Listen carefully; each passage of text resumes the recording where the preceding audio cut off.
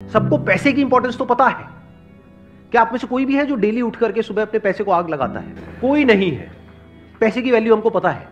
100 रुपए बचाने के लिए पता नहीं कितने धक्के खाते हैं, अपना कितना टाइम खराब कर देते हैं।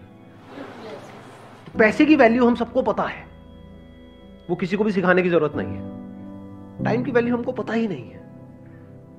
क्यों नहीं पता है? क्योंकि हमारी विजन बहुत ही शॉर्ट टर्म है।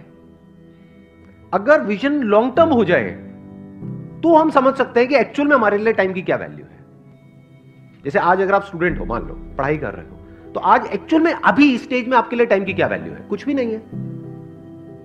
अगर टाइम वेस्ट करते भी हो तो क्या हो जाएगा? अगर फाइनेंशियली देखा जाए तो क्या लॉस हो रहा है आपको अगर आप अपना टाइम खराब करते हो? तो ज्यादा से ज्यादा एग्जाम में नंबर कम आ जाएंगे, बस खत्म। अगर मैं अगले 1-2 साल, 3 साल या 4 साल तक की बात करूं तो इससे ज्यादा तो कुछ भी नहीं चला जाएगा ना हमारा।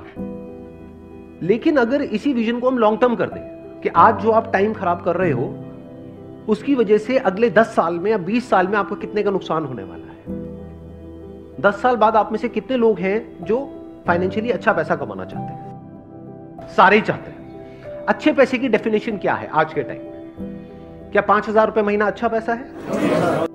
लाख रुपए महीना, चलो मान लेते हैं, इसी को हम एक बेंचमार्क पकड़ लेते हैं। कितने हैं आप में से जो अगले 10 साल बाद लाख रुपए महीने का कमाना चाहते हैं और उनको अंदर से लगता है कि वो कमा सकते हैं? कितने हैं जो ये कहते हैं कि अगले 10 साल बाद अगर मैं महीने का 50,000 रुपए भी कमा रहा होऊंगा तो बहुत है?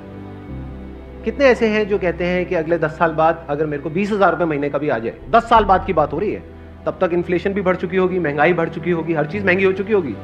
अब कितने हैं जो कहते हैं कि अगले 10 साल बाद अगर मेरे को 20,000 रुपए महीने का भी आ जाए तो बहुत है?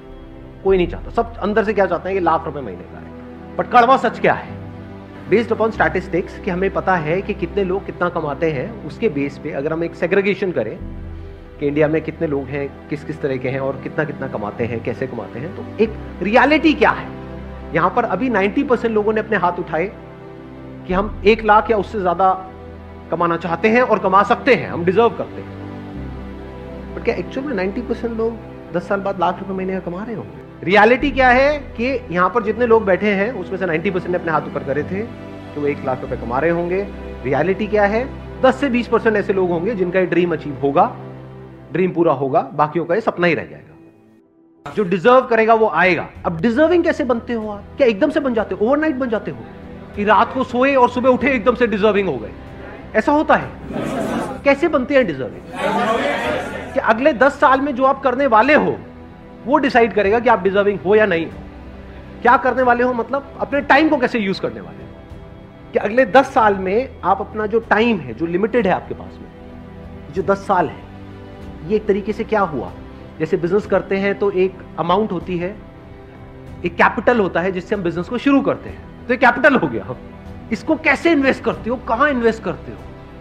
स्मार्टली करते हो, वाइजली करते हो, या बेवकूफों की तरह करते हो, या इसको वेस्ट करते हो? समझना ध्यान से। ऐसे बिजनेस में नहीं होता कि जो कैपिटल है उसको अगर ढंग से समझदारी से इन्वेस्ट किया जाए, प्रॉपर ब्रेक डाउन करके कि इतना पैसा इसमें लगाना है, इतना प्रोडक्ट में लगाना है, इतना मार्केटिंग में लगाना है, इतना डिस्ट्रीब्यूशन में लगाना है, अगर वो बंदा ढंग से प्लानिंग के साथ प्रॉपरली इन्वेस्ट करे, स्मार्टली इन्वेस्ट करे, तो चांसेस है कि जो उसकी कैपिटल है वो 10 गुना भी हो सकती है, 100 गुना भी हो सकती है, 1000 गुना भी हो सकती है। और अगर वो बेवकूफों की तरह इन्वेस्ट करे या उसको वेस्ट कर दे, पता लगा बिजनेस की कैपिटल उसने अलग करी थी और उससे अपनी अय्याशी कर रहा है, तो क्या होगा?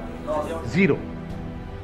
ऐसे ही टाइम के साथ कि जो 10 साल है ये आपकी कैपिटल हो गई एक तरीके से। इसको आप कैसे इन्वेस्ट करने वाले हो, इसको आप कैसे यूज करने वाले हो, ये डिसाइड करेगा कि आप उस 20% में आओगे या नहीं आओगे। जिसने भी लाइफ में कुछ भी ढंग का किया है उसको ये कैलकुलेशन समझ आती है। वो क्या है?